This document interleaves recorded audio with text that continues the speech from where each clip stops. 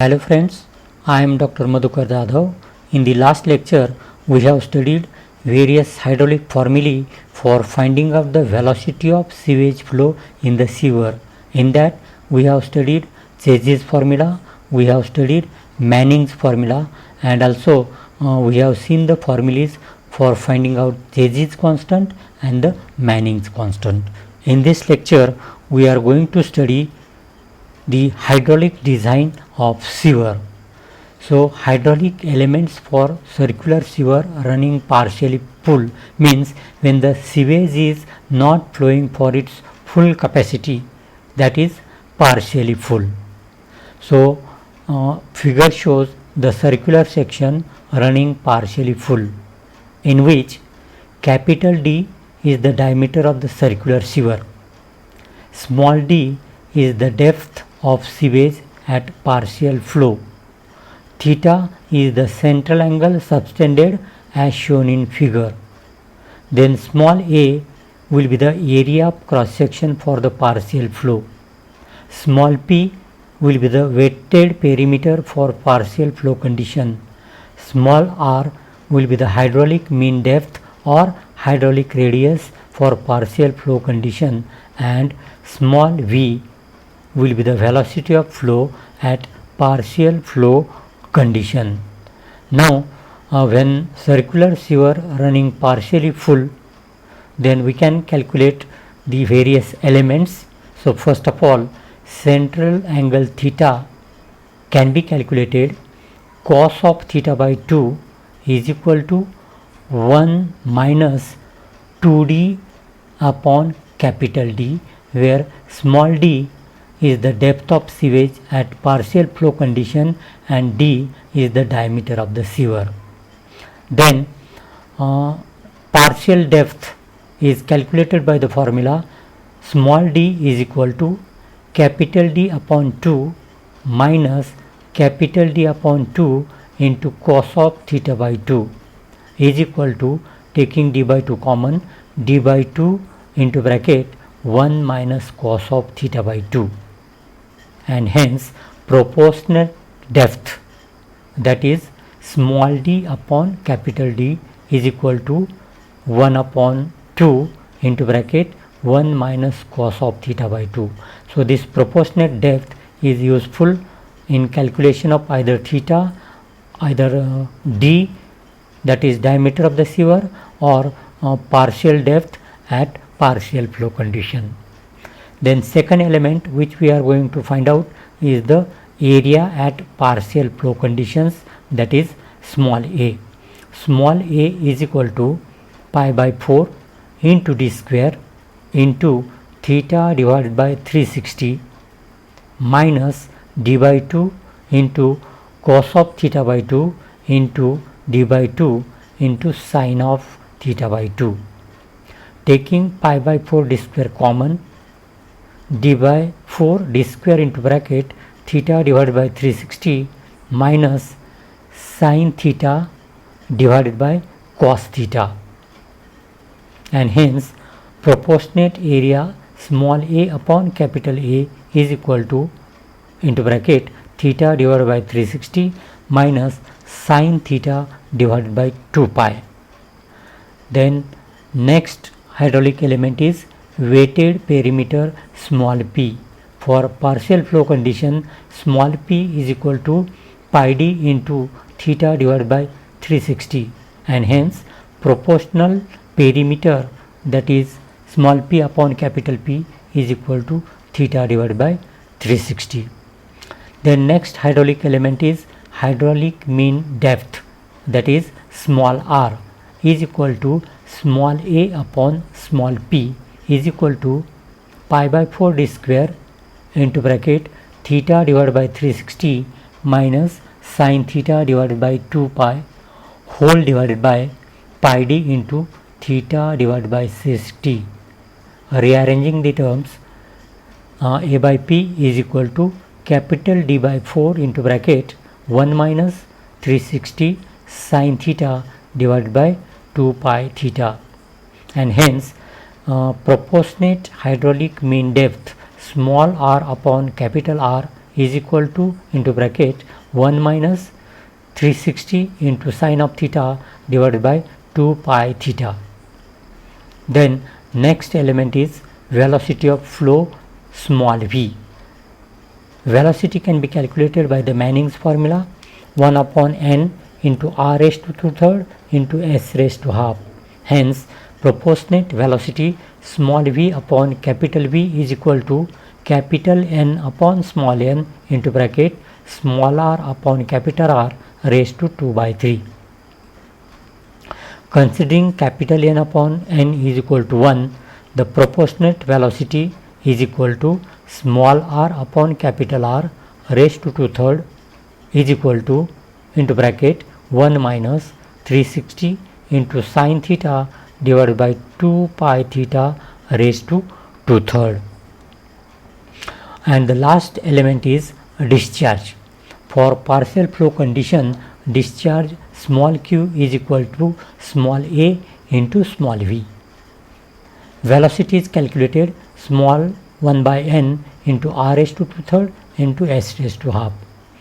Taking again n by n is equal to 1, the proportionate discharge small q upon capital Q is equal to small a into capital A and into another bracket small v upon capital V is equal to small a upon capital A into small r upon capital R raised to 2/3.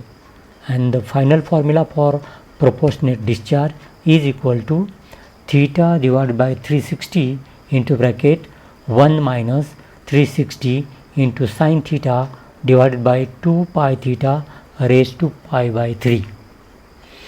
Now the table gives the hydraulic elements of circular sewer.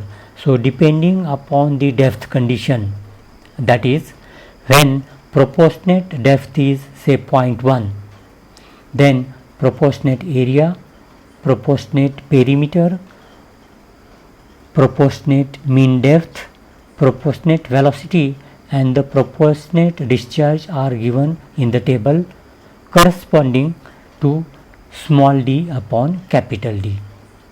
So final figure is when the proportionate depth d by d is equal to 1, then proportionate area is 1, proportionate perimeter is also 1, proportionate mean depth is also 1, proportionate velocity is also 1 and the proportionate discharge is also 1.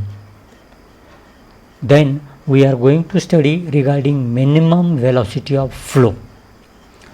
Sewage consists of considerable amount of organic and inorganic solids flowing with the sewage, which remains floating or suspended when the sewage is flowing. If the velocity of flow in the sewage is less, these solids get deposited at the bottom or we can say invert of the pipe and cause obstruction to the flow of sewage. Hence, it is necessary to maintain a minimum velocity of flow at which no solids get deposited in the sewer. The velocity of flow which prevents settlement of solids is known as self-cleaning velocity. This velocity should be maintained at least once in a day during the peak flow at all sections of the sewer system. Generally, self-cleaning velocity of more than 0.75 meter per second is useful to avoid the clogging or we can say to avoid the settlement of the sewer. The next term is self-cleaning velocity. To calculate minimum velocity or self-cleaning velocity, the following formula is used, that is self-cleaning velocity Vs is equal to under root of 8 beta divided by f into bracket Gs minus 1 bracket complete into Gds, where Vs is the self-cleaning velocity in meter per second. Beta is equal to dimensionless constant whose value depends upon characteristics of sediment or solids flowing. F is Darcy-Weisbach friction factor. Gs is equal to specific gravity of the sediment solids. G is equal to acceleration due to gravity, and ds is equal to diameter of the solid particles or solid materials flowing with the sewage. Next one, according to Baldwin, self-cleaning velocity depends upon the diameter of the sewer. So this table gives the self-cleaning velocity for the different diameters. When the diameter is between 15 to 25, then self-cleaning velocity should be 1 meter per second. When the diameter is between 30 to 60, then self-cleaning velocity is 0.7, and when the diameter is greater than 60 centimeter, then the self-cleaning velocity is 0.6 meter per second.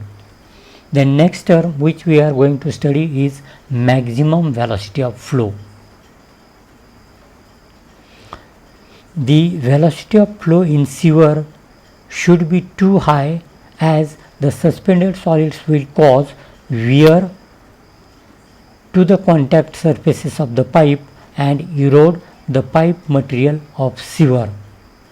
This will reduce the life of the sewer. Hence, the permissible maximum velocity to prevent eroding is termed as non-scoring velocity, and it should be limited to 3 meter per second. Means in any case the velocity should not be greater than 3 meter per second. Maximum velocity is depends upon the material of sewer.